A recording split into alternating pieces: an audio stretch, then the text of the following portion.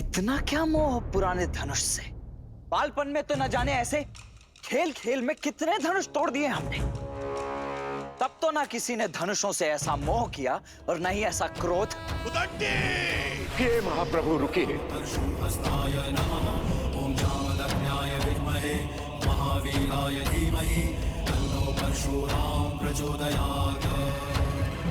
ये दोनों दशरथ पुत्र मेरी छत्र छाया में है।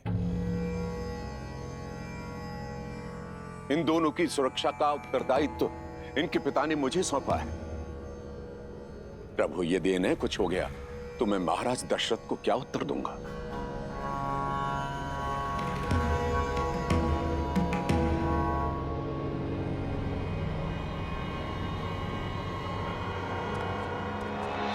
देख रहे हैं इस अभिमानी, इस उदंडी को विश्वामित्र कैसे मंद मंद मुस्कुरा रहा है, कैसे मेरा उपहास कर रहा है। ये जानता नहीं है उस परशुराम को जिसकी एक गर्जना से यह धरती कांप उठती है। सुनी है आपकी ऐसी आत्मा को कपा देने वाली अनेकों कथाएं सुनी है मैंने। भयभीत तो मैं कभी हुआ नहीं, परंतु प्रत्येक कथा का निष्कर्ष सदैव यही निकला कि इतना अनियंत्रित क्रोध, इतना अनैतिक अहंकार तो केवल एक राक्षस में हो सकता है। आश्चर्य है कि आप एक ऋषि हैं। जाइए महर्षि, मैं आपको केवल इसीलिए छोड़ रहा हूं क्योंकि ब्रह्म हत्या का पाप मुझे रघुवंश पर नहीं चाहिए।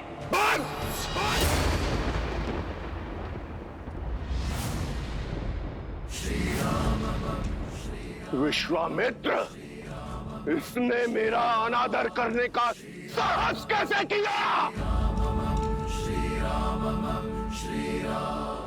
सम्मान परिस्थिति और स्थान देखकर किया जाता है महोदय, और आप मेरे ज्येष्ठ भ्राता के शुभ विवाह के अवसर पर अशुभ समाचार बनकर आए हैं।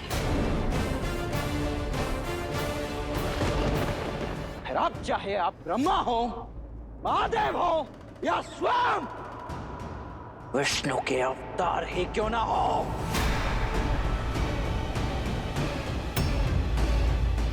आपके समक्ष ये लक्ष्मण खड़ा है। आप होंगे संसार के भगवान, मेरे भगवान।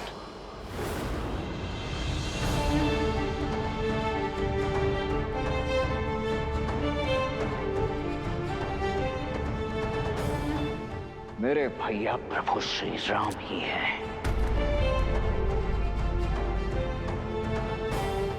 और यदि मेरे भगवान के ऊपर किसी ने शास्त्र उठाया, कवच ये लक्ष्मण होगा है। यदि किसी ने भी श्री राम की ओर एक भी अशुभ पग बढ़ाया तो या तो उसके पग मेरे बाण रोकेंगे या मैं स्वयं उसके बाणों की आहुति चढ़ जाऊंगा।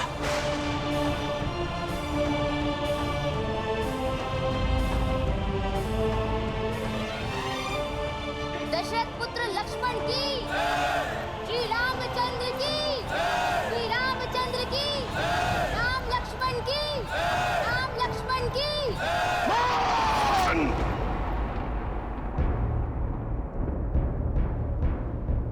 इसके पिता से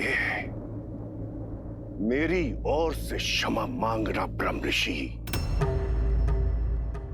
क्योंकि मैं उन्हें संसार का सबसे बड़ा दुख पुत्र शोक देने जा रहा हूं।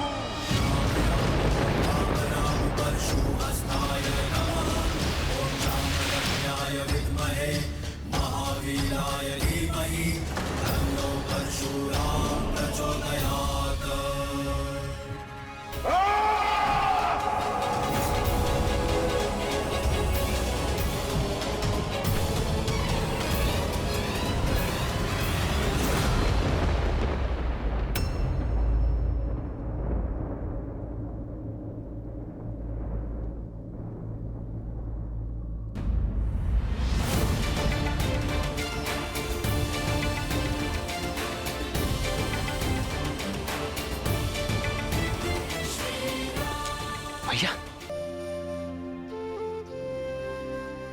मैं धनुष भंग होने का कारण आदर सहित स्पष्ट कर चुका हूं प्रभु, और विनय पूर्वक अपनी भाई की अज्ञानता के लिए क्षमा चाहता हूं। दया कीजिए प्रभु। जब मृत्यु सामने आई तो क्षमा याचना करने लगे। कदाचित तुम्हें स्मरण नहीं है राम, कि परशुराम की झोली में क्षमा नहीं है।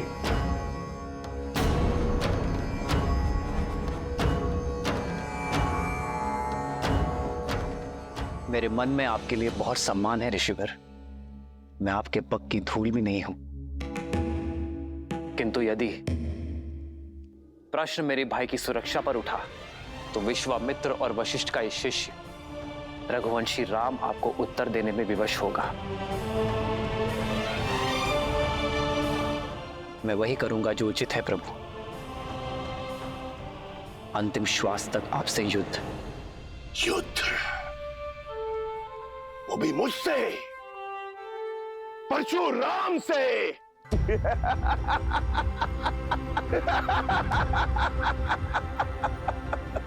जिसने कार्तिवीर्य अर्जुन की 998 भुजाएं काटकर उसके सर को धड़ से अलग कर दिया, उस परशुराम से,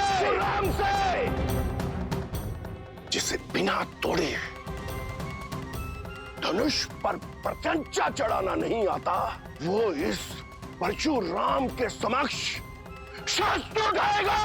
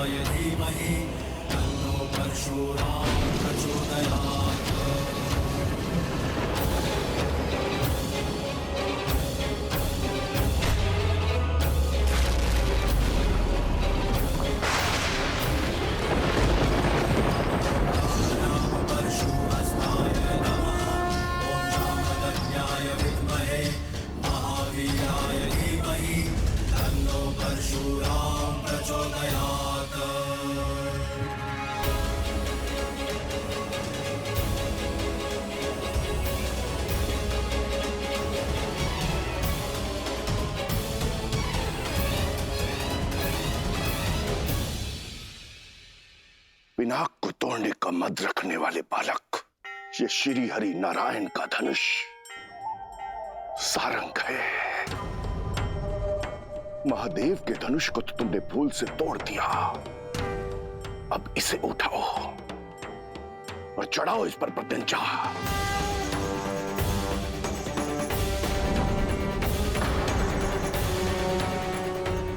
अभिमानी बालक, दिखाओ अपने बल को, कितना बल है तुम में।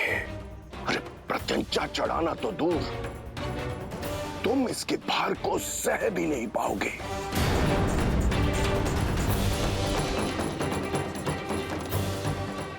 अरे चढ़ाओ प्रत्यंचा, ताकि सब देखें कि अयोध्या का बल इसके भार के नीचे कैसे कुचला गया। जो आज्ञा ऋषिवर।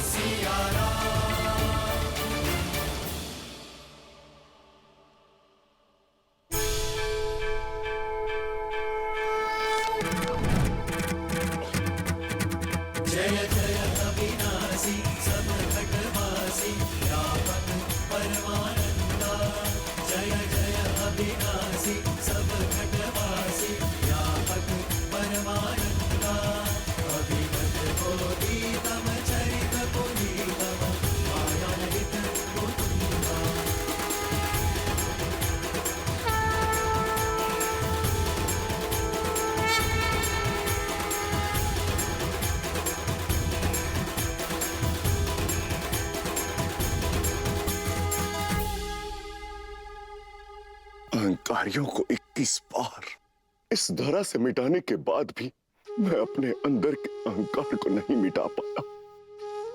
मैं आपको पहचान नहीं पाया राम। अब समझा कि कैसे आप शिव का धनुष उठाने में सक्षम हुए।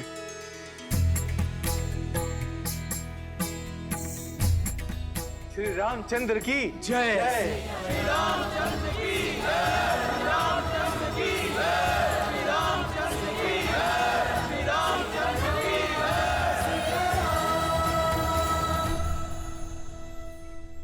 जय। ये जय जयकार नए युग का शंखनाद है। त्रेता युग में उगे नए सूर्य का।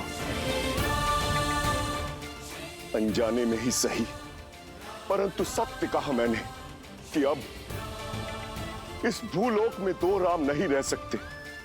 अब उस राम की आवश्यकता है जो हर रूप में संपूर्ण है। उस परशुराम की नहीं जो आवेश और क्रोध के कारण अपूर्ण है।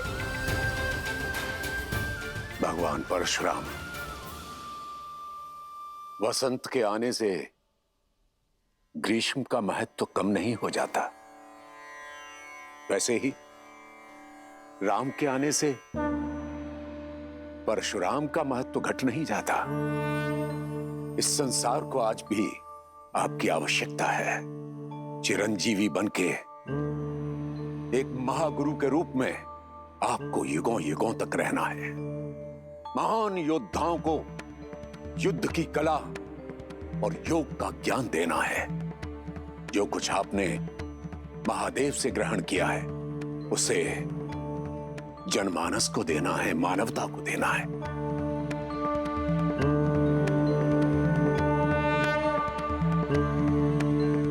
अब इस बाण का क्या करूं ऋषिवर, जो इस धनुष पे चढ़ाया है?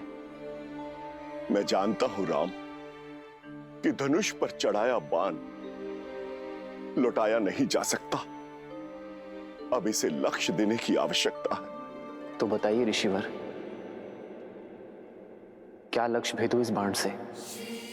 आप तो चिरंजीवी हैं, तो ये बाण या तो आपके तप की शक्ति को काटेगा या मन से विचरण करने की शक्ति को।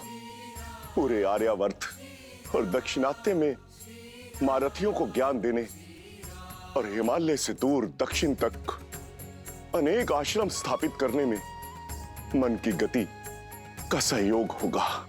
इसलिए इस पर कृपा कीजिए और उस तपोबल पर प्रहार कीजिए जिसके कारण मुझ में अहंकार आ गया था।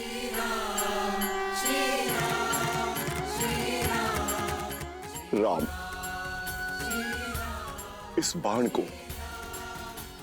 पूर्व दिशा में छोड़िए ताकि मैं महेंद्र पर्वत पर जाकर पुनः तपस्या कर सकूं। समुद्र में डूबी वो भूमि पुनः प्राप्त कर सकूं जो वामन अवतार द्वारा असुर राजा महाबली को पाताल भेजते समय जल में समा गई थी। जाते जाते धर्म स्थापना और अधर्म के विनाश का दायित्व आपको सौंपकर मैं आपसे विदा लेता हूं राम, विदा लेता हूं। जो आज्ञा प्रभु।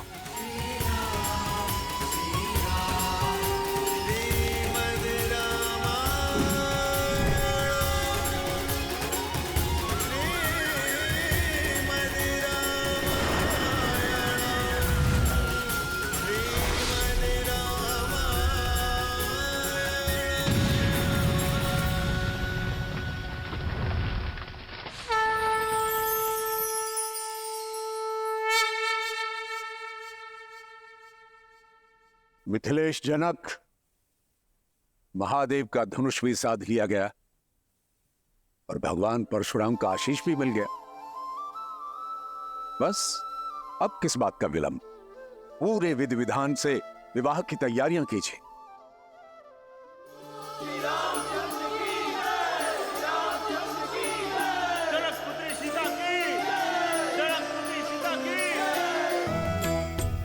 आपने मुझे अपना अर्धांग चुना है,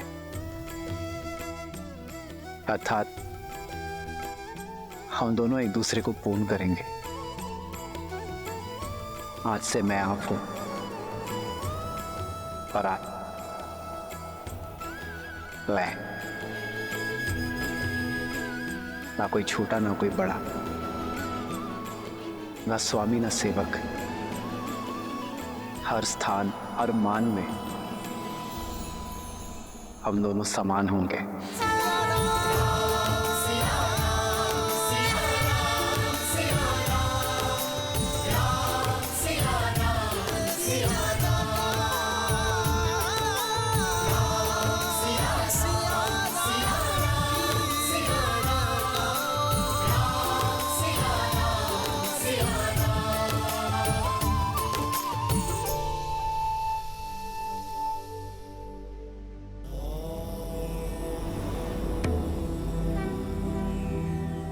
देवी के मुख को देखकर प्रतीत होता है कि मन में कोई शंका है। शंका नहीं, उत्सुकता है महादेव। परशुराम तो स्वयं नारायण के अवतार थे, तो फिर वो श्री राम को पहचान कैसे नहीं पाए और उन्होंने क्रोध क्यों किया? और एक ही समय में विष्णु के 2 अवतार संभव हैं? देवी, ये तो उचित नहीं है। मुझ भोले से एक साथ इतने सारे प्रश्नों का उत्तर चाहती हैं आप। मैं एक एक करके उत्तर देता हूं। सत्य तो यह है कि भगवान परशुराम ने श्री राम को देखते ही पहचान लिया कि वो नारायण का पूर्ण अवतार है। परंतु आवश्यक ये था कि ये संसार भी जान ले कि वो कोई साधारण राजकुमार नहीं, अपितु स्वयं नारायण है। यही कारण है कि भगवान परशुराम ने श्री राम के समक्ष विष्णु के धनुष सारंग पर प्रत्यंचा चढ़ाने की चुनौती रखी। ऐसा उन्होंने इसलिए किया ताकि ये संसार श्री राम के बल और उनकी श्रेष्ठता को स्वीकार कर सके। रही बात 2 भिन्न अवतारों की, तो यदि लक्ष्य भिन्न हो तो नारायण अवश्य ही 2 अवतार भी ले सकते हैं। जहां एक और भगवान परशुराम ने सतयुग में धर्म और न्याय की स्थापना हेतु अवतार लिया, वहीं त्रेता युग में प्रभु श्री राम ने मर्यादा की स्थापना हेतु अवतार लिया। जय श्री राम। जय श्री राम। अब कथा में आगे बढ़िए ना महादेव, मुझे श्री राम और सीता का विवाह देखना है। देवी, इतनी आतुरता अच्छी नहीं। आप अपनी अधीरता के रथ को तनिक थामिए। हम सीता और राम के विवाह की बात कर रहे हैं।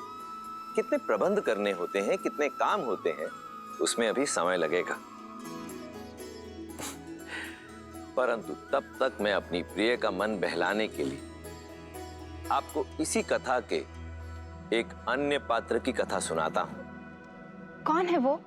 मेरा परम भक्त लंकापति रावण, जो अब तक ना तो सीता स्वयंवर में हुए अपने अपमान को भूला था,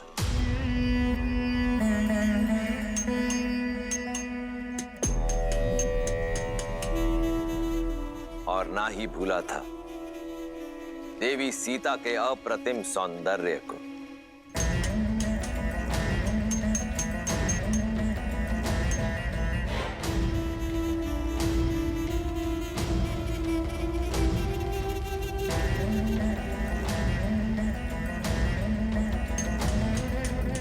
भैया, भैया वो विद्युत जीवा।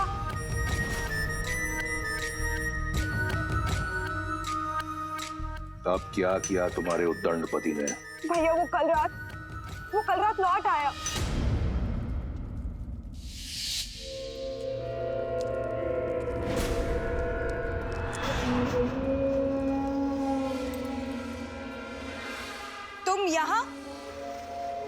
तुम यहाँ क्या कर रहे हो विद्युत जीवा? क्या एक पति को अपनी पत्नी, एक पिता को अपने पुत्र के पास होने का कोई अधिकार नहीं है? जैसे आए हो वैसे ही लौट जाओ विद्युत जीवा, अन्यथा भैया तुम्हारे प्राण ले लेंगे, क्योंकि वो अपना अपमान कभी भी नहीं भूलते। अपमान तो मेरा किया है तुम्हारे भाई ने, क्या अधिक चाहा था मैंने? एक छोटा सा राज्य ना। राज भिक्षा में नहीं मांगे जाते विद्युत जीवा, बल्कि बल और साहस से अर्जित किए जाते हैं, जो तुम में बिल्कुल भी नहीं था। आज की बात करो सुपर्णखा।